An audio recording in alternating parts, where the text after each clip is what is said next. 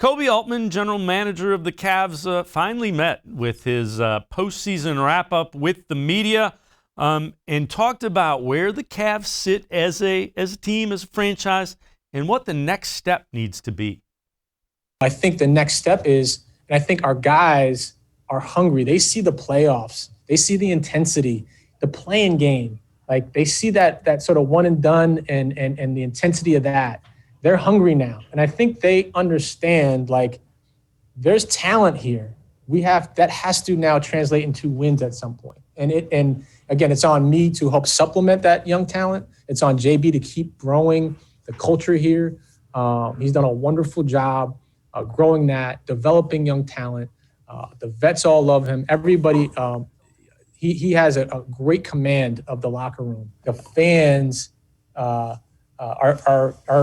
they want some winning basketball again. I totally get that. And it's not lost on me that we need to push this thing forward and start winning some basketball games.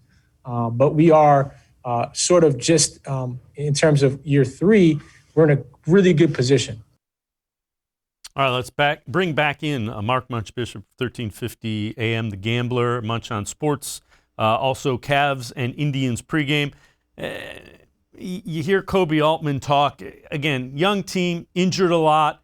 They need some lottery luck. They need that marquee guy that you can really build around at. And through no fault of their own, I don't think they have that yet.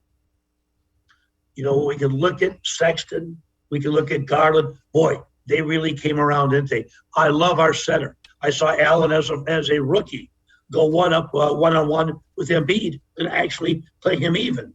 So, yeah, the injuries do play a part there. I mean, Okoro showed flashes that he's going to be a very, very good player. But, David, sadly, none of them are those generational players, and they have to get one. Now, you mentioned the lottery.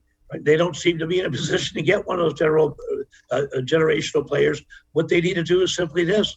The coaching has to, or the scouting, and in consortium with the coaches, hopefully go out and find a Greek freak or someone of that nature, someone even close, because he was taken, in the mid-teens? Yeah, they definitely need a roll of the dice to go their way somehow, some way this year.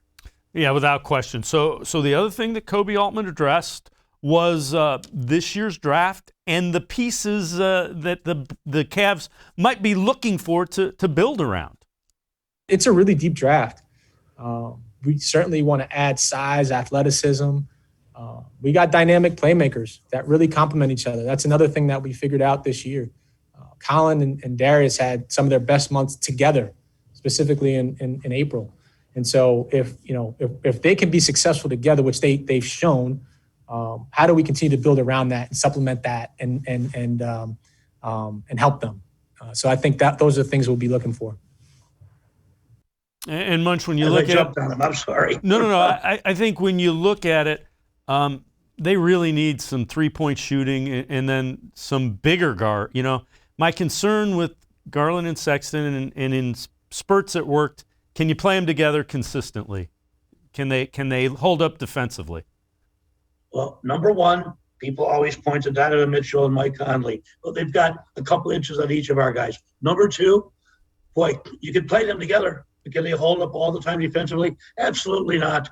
David, it's physics. When Mr. Beeline first came in, I was totally against a college coach. However, I saw what he did. I said, you know what? Maybe he can work with these young fellows. However, he lost me even before the season when he goes, hey, if I have to, I'll play 4 guards. Wait a minute.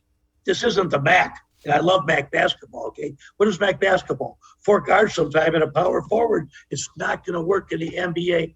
Oh, and again, it's still heartbreaking, but there's a couple of guys floating around the NBA right now. One of them is not in the playoffs, and he's with Houston. I don't know if I would say his name and jinx him, but another one's a 6th man with Utah.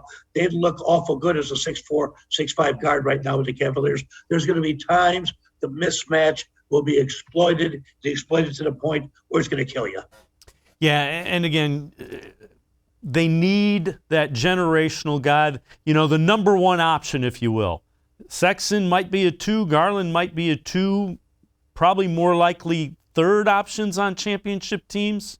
Right. And you can't have a 9-player rotation where you're starting with 3rd options the entire time.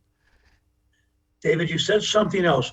Who is the guy right now? And I can point to just about every team in the postseason that say, okay, we're going to roll you around a couple of picks. We're going to get you out to the arc. We're going to get you in three-point territory and launch away.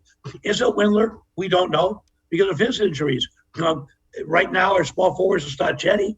So do we have that guy? No, we don't. That he is the guy that we're dependent on to make those threes. At one time, it was Kevin Love. Who knows what's going to happen there? So that is so important. Nowadays, I saw Miami and Milwaukee yesterday. Milwaukee just raining threes. It was like a disco song, okay? Raining threes. And you need to have that to win basketball games these days.